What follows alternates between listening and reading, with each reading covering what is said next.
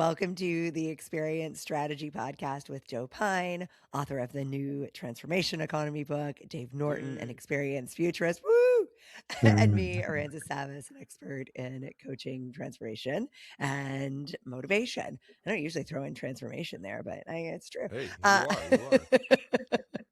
We are collectively, which is why it's been so much fun to talk about Joe's book, because it's meant so much to all of us, both the creation of it, the research that went into it, and now the launch. And I'm giving it to every one of my clients. And I'm like, here, this is what I'm talking about. Now let's use it. Super.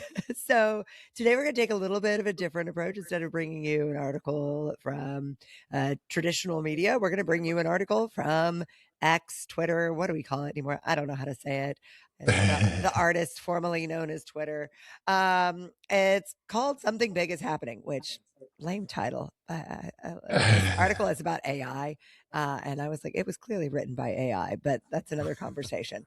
And I'll tell you why I believe that and why that's relevant in a minute. But it is by Matt Schumer, someone we really respect for his opinions and perspective on this. The article has clearly hit a chord. It's been reshared 38,000 times. I think it's been read 83 million times. So it's no accident. We're talking to you about this as well, because we think Matt has some really valuable things to say in here. And I'm just going to read you the first paragraph here, so that if you aren't one of the 83 million readers, you'll know where we're starting here. So Matt starts by saying, think back to February 2020. If you were paying close attention, you might have noticed a few people talking about a virus spreading overseas, but most of us weren't paying close attention. The stock market was doing great. Your kids were in school. You were going to restaurants and shaking hands and planning trips. If someone told you they were stockpiling toilet paper, you would have thought they'd been spending too much time in a weird corner of the internet. Then, over the course of about 3 weeks, the entire world changed. Your office Boom. closed, your kids came home, your life rearranged itself into something you would not have believed if you described it to yourself 1 month earlier. Yeah. I think we're in the "this seems overblown" phase of something much, much bigger than COVID. His article then goes on to describe why, as an AI expert, he believes that we are in a similar and even more urgent crisis regarding AI. The article itself is rich and dense, and we're going to talk about a lot of it here. Know that he comes to this as a coder, knowing that the bias in the development of AI was really to replace engineers. And so he's seeing firsthand how this has affected his work and why he believes it's coming for all of our work, kids. So strap in. I'll just orient us a little further by zipping through some of the key points of the article. And then Dave, Joe, and I, even though Joe and I both have colds and probably sound terrible, sorry, we'll work through some of the finer points of it. So the first main point he makes is that people who've only casually used AI or who haven't used it in the last year or so probably vastly underestimate its capabilities currently. He makes the point that it's gotten increasingly, massively, exponentially bigger every year. It's also gotten faster. It's also been better at navigating and reproducing highly complex tasks. It's also gotten increasingly more independent. In other words, it needs humans less. I've been thinking a lot about how it's getting more humans involved too. And so we'll talk about that as well, and what all this extra human engagement and investment in its development has meant just from casual users who are in there saying, how do I do my kids' math homework? Raising my hand on that one. When we talk about it being independent, Matt talks about how AI is now building the next AI. So there's a quote in here from ChatGPT technical documentation. They said their current model is the first model that was instrumental in creating itself. Lots to unpack around here from both a societal standpoint, but also just a developmental standpoint. But Codex, their latest model, 5.3, debugged itself, its own training, it managed its own deployment. So what it's doing is it's running these longer, more complex tasks independently. This means that no matter how complex our jobs are, no matter how distant they seem from current AI capabilities, Matt's point is that it's coming and it's getting closer and closer, not by the minute, but by the millisecond. So I'll take a second here and just run through what he says we should actually do, because I think it was actually in some ways the most important part of the article. He says use AI seriously, spend time getting to know it, and really asking it hard questions about your job and your life to understand what it's doing. Give up the ego here that says like, oh, I'm too good for this. Get your financial house in order. So this is probably not a time to be living on the edge of your financial means. Think about where you stand and lean into what's hardest to replace. So basically, I think he makes the point that anything that you do on a screen is going to be replaced in the next year to 2 years. So think about your differentiators. And I want to talk about that more with the guys here, because it's something we're all really passionate about. What do humans really truly do best? Not because AI can't replace it, because it's going to be the slowest to replace. And then rethink what you're telling your kids. I have 2 teenagers, so this is a hot topic in our house. But he makes that point alongside your dreams just got a lot closer. So in both of those points, he's really saying like, think about what you're really passionate about and invest time and energy in that, because AI can be a great tool for both our kids and our own dream development, and then get in the habit of adapting, he says finally. So I think that's something we're all learning together, but things are changing quickly. So the more engaged we are, the more we can move with the process instead of having to try to change ourselves in orders of magnitude that we aren't accustomed to. It's good behavior change principle in general. So with that, guys, I know that was a super long intro, but I felt like why start with what he wrote when we can build on it? But I also want to make sure that everybody who's listening is with us. If that was a quicker overview than you wanted, push pause, go read Matt's quick article, go down some rabbit holes like we did, and then come back and listen to the rest of this episode. So, Dave, you are the one who kicked this ball into the court. So, what was it that got you sort of most energized or concerned or activated in any way based on this article? Yeah, so it's funny. Two people immediately sent me this article within, like, I don't know, 1 minute of each other on the day that it posted. Uh, and it had already hit. It was crazy. It was crazy. My son sent it to our family group chat. My coworker sent it to our to me directly, and they both wanted to know. They were just like, "What do we do? Like, what do we even go to work tomorrow? Like, Yeah. is this really, going to happen the way it is?" I do think that knowledge work has changed and forever. And I think that that is going to be a rough adjustment for all of us that are knowledge workers, and all experienced strategists are knowledge workers. They just are. That's what we're hired to do. So this is very relevant to experience in general. It's not a topic that we have shied away from on this podcast. We have talked about this.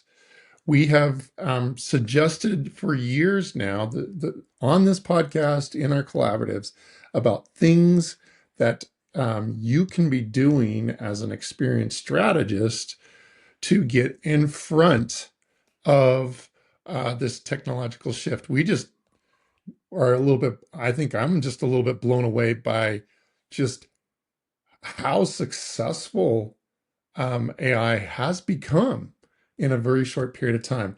Now, I am not nearly as big a fan of the new Chat GPT uh, LLM that is supposedly so good when I compare it to the Claude Opus 4.5, which blows me away. I mean, it just blows me away, and is as close as I've ever gotten to seeing, like, my son, who has his own business that he's trying to get up. He like created his own virtual CEO or CFO, and it does a great job. It really does a great job for him, for his very small little organization that he's built. So there's some crazy stuff that's going on from that standpoint. And I do have like three things that I want to suggest, but I'm going to let Joe jump in first because you haven't said a word yet. So I yeah, we have talked about it before. Matt's post is, in my mind, a bit over the top in its description, but very good in its prescription. Well And said. AI is a tool; it's a technology. Like I cannot think of a technology that has um, eliminated more jobs than it's created. First of all, I don't see AI as being any different. It's going to create a whole lot of jobs, as well as eliminate a lot of jobs. But if you do his prescription of figuring out how to use AI and to incorporate it in your work, what that does is frees up your time to do greater work at higher levels of value. Right now, like any truly disruptive innovation, it starts at the bottom and works its way up, and so you have to be working up above that yourself. There, it is, and again, it is a tool. It's not an intelligence. There are many issues that keep coming to light. Even more, I've read in the past week, about some very negative things that it does, including in the last week one programmer who created an AI or used an AI to um, look at open source software issues. And so in this, he rejected one thing that the AI did, and I think said why, and did something else. And the AI wrote a very negative blog post on him, right? His open software, saying, you can't trust this guy. Look at the way he thinks, and that he dared to reject something that I did, right? And that's just not behavior you want to see out of your AIs, along with a lot of other behavior that's bad. I also worry about increasingly being its own echo chamber, and the more it's trained on AI output, you're definitely going to have that fact. And we all know the telephone game and how it degenerates conversation. And I think that's going to happen with AI too. Now they're going to have to work on ways to be able to counteract that as well, which they should. Um, but it is perhaps the greatest tool for knowledge workers to work, and a lot of it comes with the mindset that you have. Right? He said very early on, it may have been not in your first paragraph there, or first couple of paragraphs of Rancis, but elsewhere that. Um, oh, now I forgot where I was going with that. Which increasingly happens not just with the cold, but with age. So well, we yes, can. go So, ahead. Yeah, go That'll ahead. come to me. so I think what you're saying is really important here about AI feeding Oh, AI. I remember what it was. Oh, what was it? Right. So it's the key is how you come up with mindset change, right? Executives in particular, come with the mindset of automating people. And Yeah, if you come with the mindset of how can I get rid of people, guess what? You're going to find ways to get rid of people. that's right. But if you come with a mindset about how this augments my people's skills and abilities and How it knowledge, strengthens my people. Yep. strengthens them, makes them better, and it's totally with that mindset change, then you'll be even more amazed at what the human plus AI can do rather than what the AI minus the human can do. Yeah, I mean, I think this is interesting on a lot of fronts, and there is certainly big debates going on around both the good and the evil. There was an article that I was reading from Fortune, and says AI could trigger a global job market collapse by 2027 if left unchecked. The Google ethicist warned, and I think that is. absolutely plausible based on this article. And I think you said maybe it's a bit of an attention grabbing description that we're reading here on X, but I also think that's the point, right? Is to get people's attention. And for those of you who've been following along on this show for a while, you know that we talk a lot about having a point of view. And this is a really great example of thought leadership POV. And it's the kind of POV I think every experienced strategist needs to have in their company right now. Right. Is right. Like we've got to have a strong point of view on how AI will play in our organizations if we're even going to be at the table, but specifically for our experience. And Yeah. so I think that's where, like, if I link all this together, right, what's probably the most defensible experience point of view you're going to have right now? It's probably transformation, because it is the one that is built on technology and generally speaking is going to be most impactfully financially valuable because it's oftentimes going to include a very, very well-trained guide from AI, and hopefully some humans involved in there too. But it does take an expert and highly curated AI, which I think is ultimately the point of view we're Yeah. talking about here for companies. I like what you're saying. I'm going to add a couple of other things from my current point of view around this. First of all, experienced strategists should be paying attention to the concept of provenance, which is there needs to be an original source that things come from. Cool. So if you're going to talk about consumers and you're not going to do any research with consumers, where you're actually going to talk to consumers, maybe you have that experience with consumers, then you're like 3 steps away from provenance. Okay. And you need to signal that that's what you're doing. Otherwise, you're going to end up like in this, what Joe's calling an AI echo chamber. Provenance is going to become more and more important.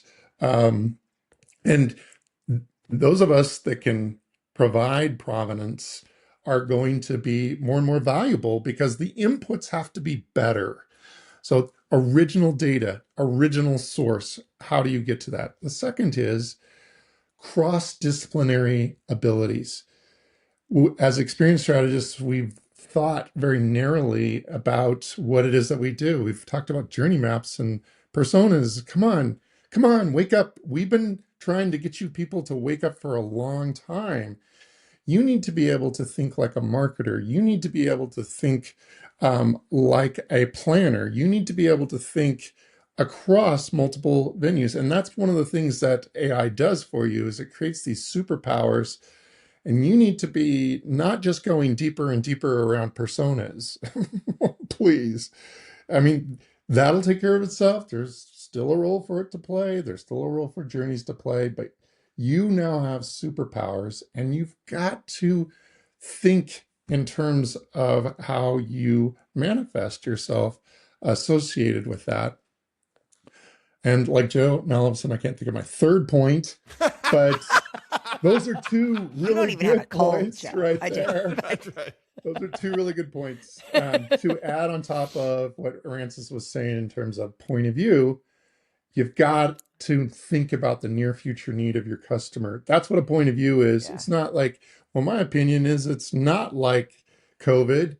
It's more like, something else. That That's is not that's a not point what of we're view. talking about. That's an Okay. opinion. That's an opinion. What we're talking about is what Joe has put together a whole book around transformation. Uh-huh. That is a point of view. It sure is. It's got provenance. It's got so you've got to think about a strategic point of view. That's my third point. Mm. Well, I'll add to what you're Even if it saying wasn't there. your original third point. Exactly. It's a third point. It is now. I'm going to add more words to this too, which is that I think this is a time for texture. And it aligns with this idea of provenance because it is a time for really signaling authenticity. And my 15-year-old, who I've shared before, is like very anti AI and technology, which reading this article, I was like, ooh, I don't know how we do this. I have an idea. But Uh, I think a lot of people her age, that's sort of the radical point of view right now is to be anti AI. But she said that everything she's reading right now is saying this is the era of typos and texture.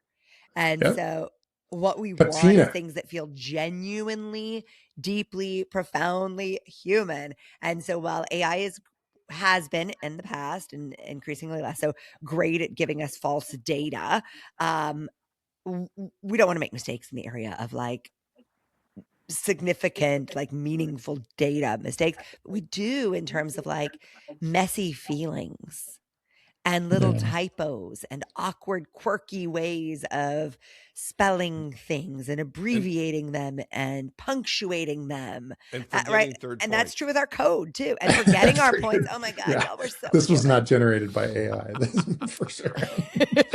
Okay, I want to Um, talk a little bit more about Dave's point, though. I'm sorry, Joe's point. We are all losing it today.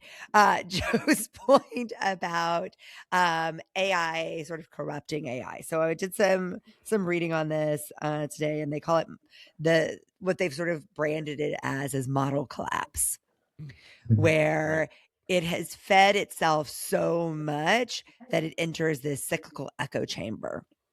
And I made me think of the show Pluribus. Have you guys watched it? yeah, parts of it.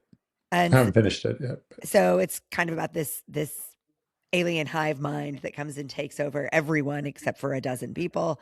And I found the show super boring, but I watched the whole thing, and much more interesting Just for the if lesson. I think of it as a metaphor. For Because if I there think you of it go. as a narrative, I'm like, come on. But if I think of it as a metaphor of this sort of cyclical thinking where everyone becomes sort of one voice, I think that's a big contributor to this Yeah, model collapse, is that the yeah. biases that are being fed to it by humans are getting replicated and enhanced. And those biases, by the way, are also like commoditizing everything. So, Everything. hey, listen, we have covered some of this before. So go back and listen to some of our episodes, Yeah. folks, because I think we're right on top of it. Yep. So, We're not done. We'll keep talking about this and applying it to do us. One last quote to scare the heck out of all of us is from the Anthropic CEO. He says, AI will be substantially smarter than almost all humans at almost all tasks by 2026 or 2027. So this isn't a like sit on our hands and wait situation. This is a get engaged situation. And it doesn't yeah, mean we have to believe marry all of up. this, agree. It doesn't believe it's a Right. foregone Right. conclusion. It means it's the time to engage. Right. Yeah. And it is in my mind, it's a classic case of tech bros believing their own hype. They have this hype, and then they believe. The closer you are to it, it's like the more you believe that that these things are going to happen. And I just think no, it's not. Okay. I dressed like a tech pro today just in honor of it. Me too. Notice. All right, guys. Look forward to seeing you next week. For those of you listening, thanks so much for tuning in. Sorry we've been a little bit patchy in releasing episodes recently, but Joe's on book tour. Dave's got a new Right. gig. I'm writing a book. We've got a bunch of things that we are urgently getting done, but we're going to keep checking in with you as frequently as we possibly can. So subscribe and you'll get alerted right away via YouTube or via your podcasting station to any new episodes that drop. And most of all, just subscribe to the experiencestrategist.com over on Substack, and we'll make sure to directly send you every episode. And then you don't even have to look for it. All right.